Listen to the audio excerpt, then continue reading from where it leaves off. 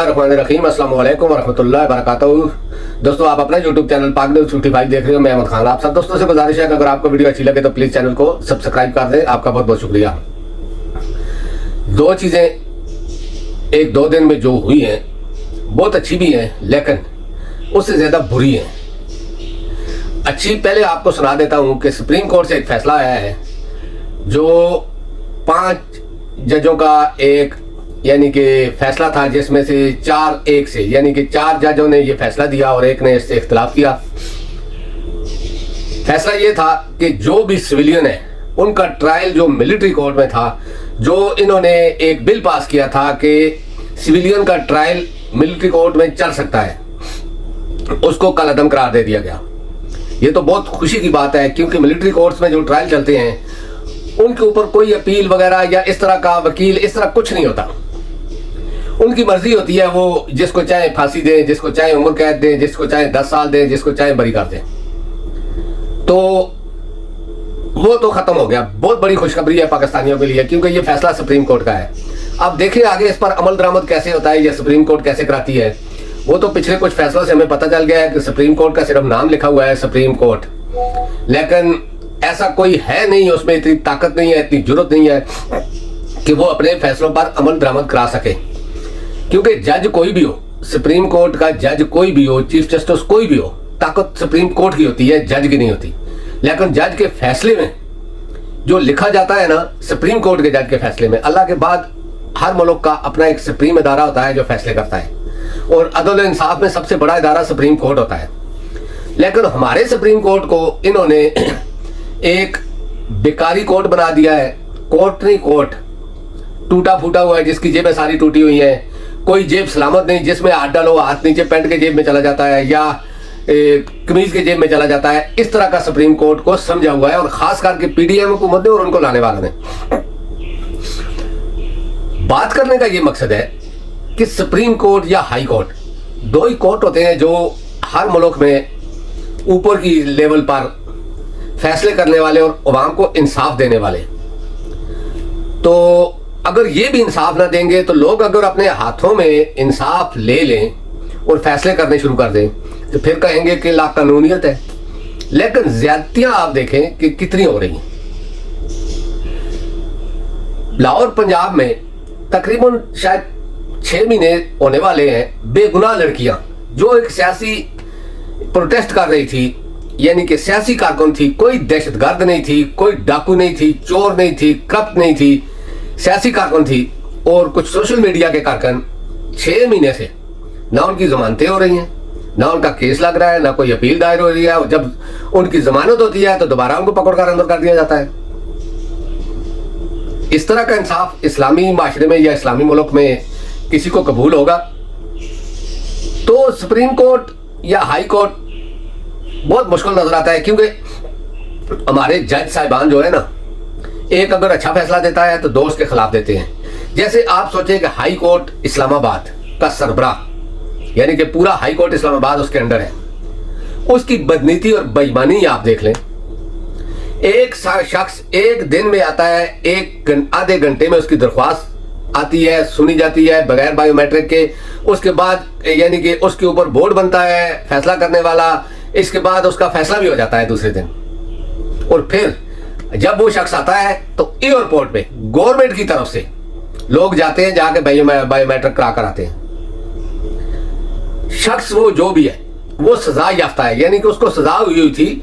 वो 4 हफ्तों की गारंटी पर मुल्क से बाहर गया था, 4.25 साल बाद लौटा है, तो आने से पहले ही उसका सारा कुछ क्लियर हो गया, वो अपने घर में रह रहा है।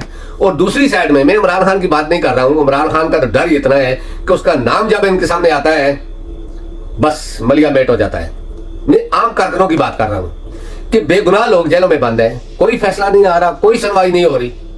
ये हमारा अदल, इस तरह माशरे बनते हैं? नहीं, ये आप एक नफरत डाल चुके हैं लोगों के जहनों में।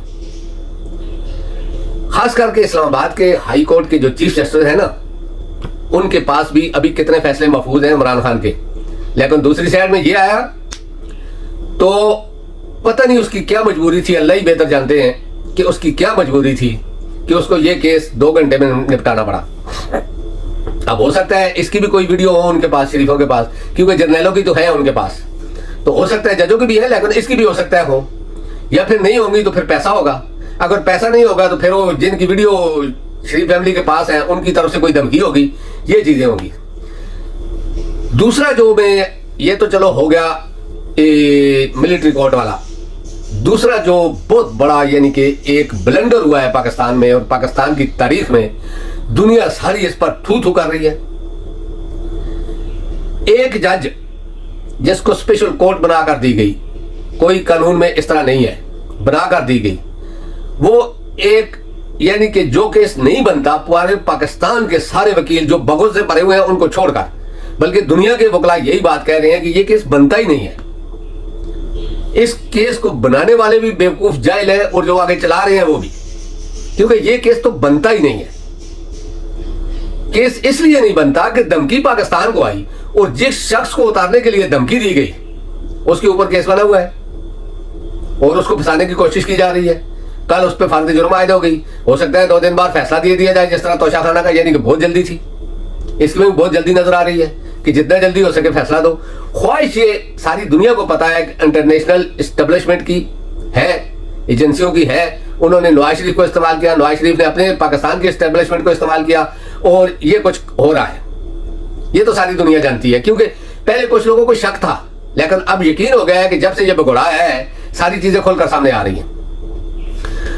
नवाज शरीफ का ये मसला है कि उस दिन जो नवाज शरीफ ने तकरीर की, एक करिश्मा शाह साज या जादूगर शख्सियत इस तरह के काम करती है, लेकिन तकरीर, चलो आदमी लोग भी आ गए, झंडे भी आ गए, एक आदमी के पास 3-3 झंडे थे, यानी कि ठीक ठाक मजमा लगाया झंडों ने, तो लोग भी इकट्ठे हो गए।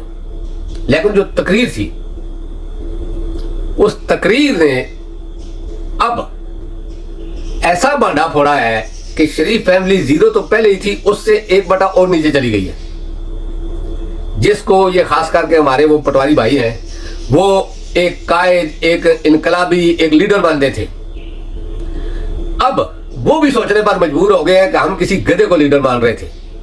वजह यह है कि उनके बच्चे भी पढ़ रहे हैं, उनके बच्चे भी पढ़ने वाले हैं, क्योंकि नवाज शरीफ का इक़्तिदार तो खत्म हो गया था कुछ अर्सा पहले, तो उसके बाद भी अगर 3-4 साल भी अगर आप तालीम हासिल कर ले, तो 10-15 मिनट तालीम हासिल करें तो आपको इस तालीम का असर आपके ऊपर 10 साल तक रहता है।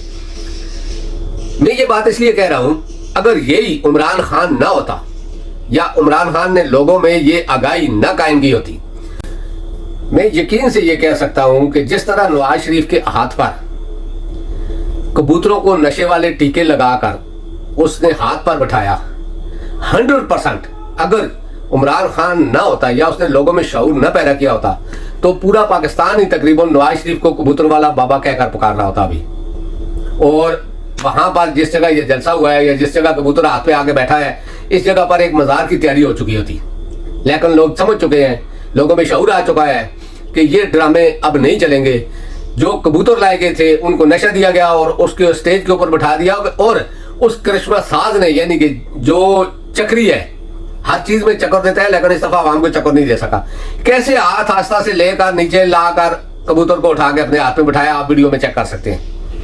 तो ये चीजें अब हर मैदान में खुल रही हैं। कोई ऐसी जगह नहीं है जहां पर ये नंगे नहीं हो रहे, क्योंकि हमारी अदालतें, हमारे जो स्टेब्लिशमेंट में खास करके मिलिट्री के जो लोग मुलव्वस हैं वो, इसके अलावा ब्यूरोक्रेट, पुलिस, निगरान, यानी कि निगरान जो हुकूमतें हैं वो जो कुछ कर रही हैं, इस सबसे कौन नंगा हो रहा है? हमारी स्टेब्लिशमेंट। और सारी दुनिया जान गई है कि इसके पीछे बैरूनी स्टेब्लिशमेंट है, क्योंकि इमरान खान ऐसा कुकरा आंखों में बन गया था इनकी में कि जो निकल नहीं रहा था, जिसका डर था कि आंखें खराब हो जाएंगी अगर आंखों में रहा तो।